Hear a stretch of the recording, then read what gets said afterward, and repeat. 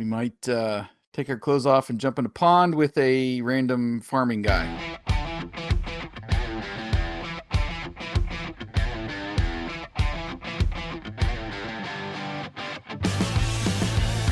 Welcome to the Greatest Lists podcast, a show about music and lists. This season, your hosts Jason and Eric are counting down the top 25 guitar solos of the 80s and the top 25 guitar solos of the 90s. Think your favorite made the list? Tune in and find out. Take it away, boys. Welcome back to Season 2 of Greatest Lists, a music and talk podcast featuring lists of the greatest songs of all time. I am Jason, your host for this episode. Joining me is my co-host, Eric. Hey, Eric. What's going on? I'm talking to you, man. I keep talking to you, so that's a good thing. I haven't kicked out of the band yet. Yeah. Start doing some crazy solo work, and oh my gosh, I'm going to kick you out. Kick me out of the band. We are continuing our Season 2 list of our favorite guitar solos, and we are past the halfway point now in our 90s list. So just a quick reminder, if you like the show, do us a favor. Just pause us for a second. Give us a quick star rating right there on Spotify or whatever app you're using. Help us get noticed and found easier in the search results, all that stuff. And so we can get the show out there. Our next pick in the top 25 guitar solos of the 90s, a song from the 1993 album Get a Grip, which I had to include in this list. Coming in at number 11 is Crazy by Aerosmith. Behind the music. So our spotlight today is on guitarist Joseph Anthony Pereira, or professionally known as Joe Perry. Perry took up the guitar at the age of 10, and even though he is left-handed, he learned to play with his right. Wow. Also at a very young age, Perry found himself drawn to the ocean, and his dream was to one day become a marine biologist and follow in the footsteps of his hero, Jacques Cousteau. Wow, seriously? That's Seriously.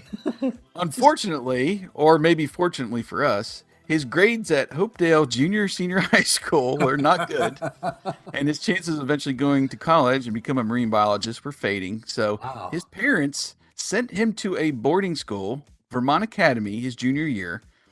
Come to find out his struggles, this little sidebar here, were actually due to ADHD, which he was diagnosed with years later. You know, no one really knew about that back in the 60s. No kidding. But it was at this boarding school he first heard the likes of Hendrix and The Who, the Kinks, the Yardbirds, which were very influential. Aerosmith does that famous cover of the Yardbirds. Yes. Train Kept A-Rollin'. So, it was fortunate he went to this boarding school. Now, a little history on how Joe Perry helped form Aerosmith. In 1964, Steven Tyler formed his own band called the Strangers, later called Chain Reaction, in Yonkers, New York. Meanwhile, Perry and Tom Hamilton formed the Jam Band, or commonly known as Joe Perry's Jam Band, which was based on freeform and blues. Hamilton and Perry moved to Boston in September 1969. That's where they met Joey Kramer, drummer from Yonkers. Kramer knew Tyler and had always hoped to play in a band with him. So Kramer decided to leave school and join Jam Band. And then in 1970, this glorious day, Chain Reaction and Jam Band played the same gig. Wow. And Tyler immediately loved Jam Band's sound, wanted to combine the two bands. And then in October of 1970, the bands met up again, considered the proposition. Tyler, who had been the drummer and the backup singer in Chain Reaction, adamantly refused to play the drums in this new band, and insisted that he wanted to be only the frontman and lead vocalist. And others agreed, and Aerosmith was formed. Wow. So there's a little backstory on that. Maybe we'll go a little bit more detail into Aerosmith's history in another show. But for now, let's go back to Joe Perry. His guitar of choice is the Gibson Les Paul. But I think he uses a Fender Strat in this song. Really? Just looking at the performance from Woodstock 94, you can't really tell in the music video, and I'm not really looking at Joe Perry when I'm watching this music video, to be honest. But here's a fun fact I had no idea. This is why I love this show. He has a collection of about 600 guitars. Ridiculous. One of those was a 1959 Gibson Les Paul. He had to sell because of his divorce in 1982. Yep. Later, he had his guitar tech and equipment managers search for this guitar. Yep. One day, someone brought him a guitar magazine. In the middle of the centerfold was a man in a top hat, Slash, with I his love Les this story. Paul Yeah. in hand. So Joe Perry immediately called Slash and bugged him for years, offering to pay more than the guitar was worth, which had nearly tripled since he sold it. Eventually, Slash gave in, as it was straining on their friendship. He gave it to Joe at his 50th birthday party. Oh, I love that story. That's such a great story. I had not heard that before. Yeah. So that seems funny, calling Slash and, hey, I want to buy that guitar. Give me that guitar, man. It's mine. Come on, just turn it over. What kind of a jerk is Slash who would say no for years? No, I know, right? Knowing that it's his, that it was his baby. But when you got 600, maybe you're being a little silly. Can you live without it? Yeah, I think you can. Let's get personal. So I'll freely admit, as I mentioned earlier, this is a total bias pick. I really needed to get a song from this album in the list because it was so impactful to me. It's another album that I played the crap out of in high school on bus trips to basketball games and eventually in my car. I even bought a t-shirt at our local county fair with this album cover on it. It's the one with the Pierce cow udder. Yeah. The Get a Grip album. My mom hated the shirt to the point where I chose to wear it for my senior pictures. Oh, that's glorious. Out of spite. But Yes. of course, all the pictures she picked was either of me with a jacket on, or there's one where I'm sitting opposite in a high back chair and you can't see the dang shirt. So Checkmate, Mom. She won in the end. Yes. But, and I might have to post a picture of one of my senior pictures there. Maybe in that chair. Yes. I think I have over on Patreon. Anyway, of course, the music video was so impactful. Of course, this one and the one in Cryin with Alicia Silverstone. But this one, of course, too, includes Liv Tyler.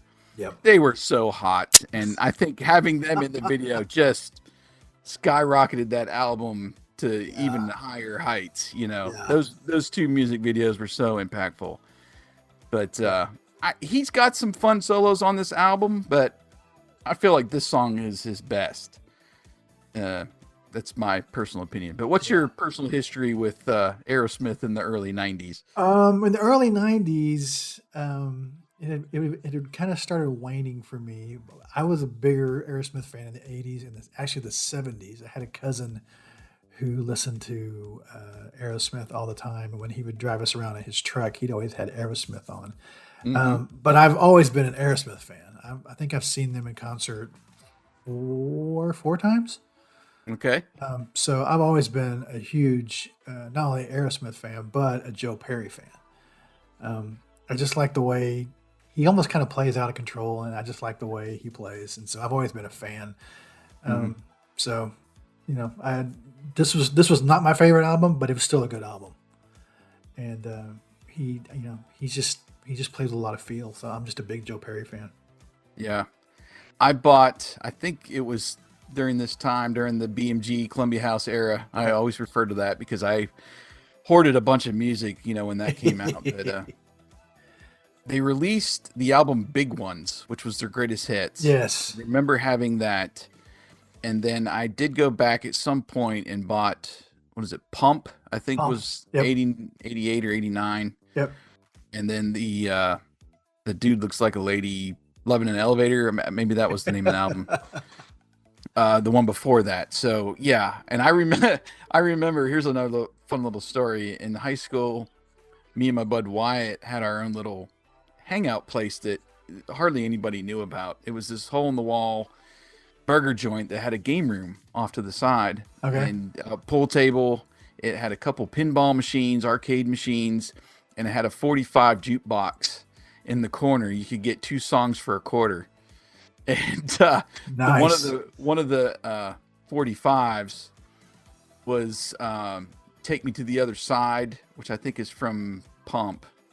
and what was the other one? There was almost like a double A side. It was 2 singles, but I just he knew that I was a huge Aerosmith fan, and then when this album came out, I was just I could not get enough of it. So big fan. Nice.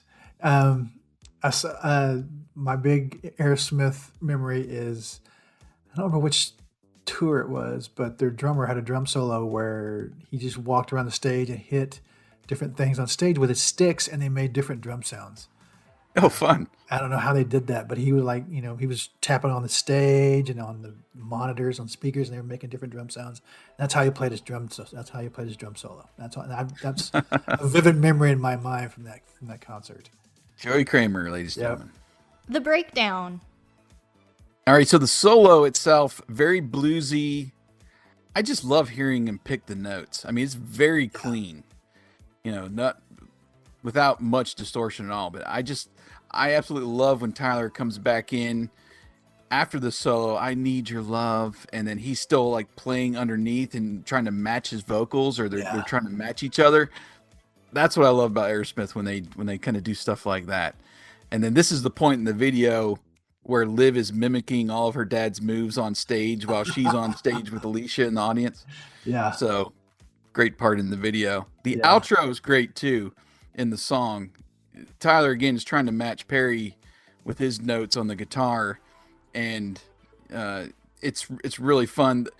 Let's just take a minute and appreciate the harmonica work in this song too.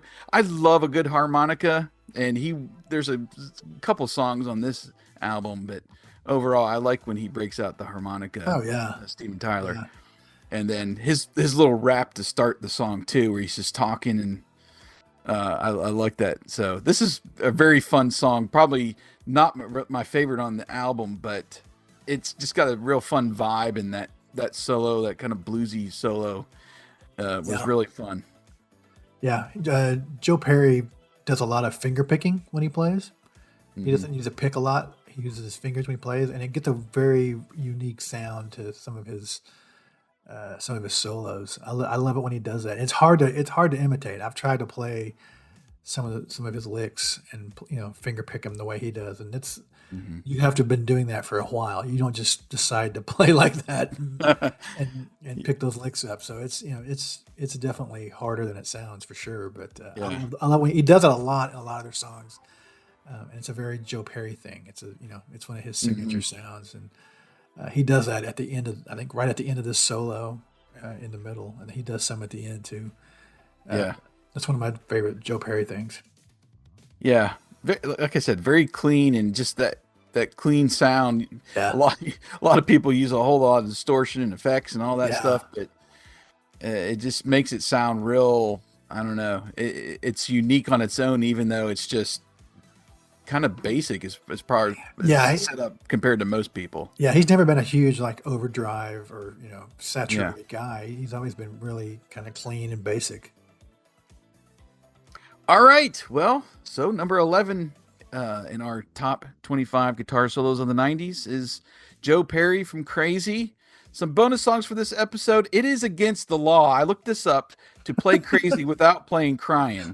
So, as a law-abiding citizen, we'll hear that song. Yes, great song. It's a very concise yet fun solo in Cryin. Yeah. I do like it. And another great outro with their harmonica and guitar. Yeah. If you listen to it specifically. And then I'm going to play a single from their 97 album, 9 Lives. I hadn't heard this song in years, and just thinking about their catalog and things and trying to find a song that would be fun. Yes, more harmonica and guitar. If you watch the music video, Perry does the solo as a centaur, people. I'm talking about the song Pink. Yeah, that's a great song. That music video is bananas. It's bananas. That's the proper term for that music video, is bananas. Steven Tyler's face superimposed on several different people. It's just crazy. Weird. Anyway, so stay tuned. You'll hear those bonus songs in their entirety if you're with Spotify Premium. Otherwise, of course, use those song whip links in the show notes we always tell you about to connect with the songs in your favorite music app. If you like the show, please subscribe and leave us a rating in your app. Something we don't mention very often is, well, we've been doing a lot more in this season, but we're under that Retro Network umbrella of podcasts. So if you like us, if you like what the Retro Network is doing as far as podcasting and articles and all the stuff that we do, go over to patreon.com/the Retro Network. Sign up and you'll get your name in our show notes and pretty much everybody else's show notes if you like. And some bonus podcasts over there. I think over 130 by last count extra podcasts that we've put over there over the years that you just have there waiting to listen to. So go check that out, and also check out our website, greatestlistpodcast.com. You can stream right from your browser, or find us on Twitter at greatestlist. Leave us feedback. Tell us what the weather's like in your neck of the woods. I don't care. Just that's tell where us you reach something. out to us. Yeah. All right. Well, Eric will take over hosting duties for the next show, our number 10 selection, which will give a little sustenance to your inner monster. Thanks for listening to The Greatest List, and we look forward to continuing our list of the top 25 guitar solos of the 90s in our next episode. You've been listening to The Greatest Lists.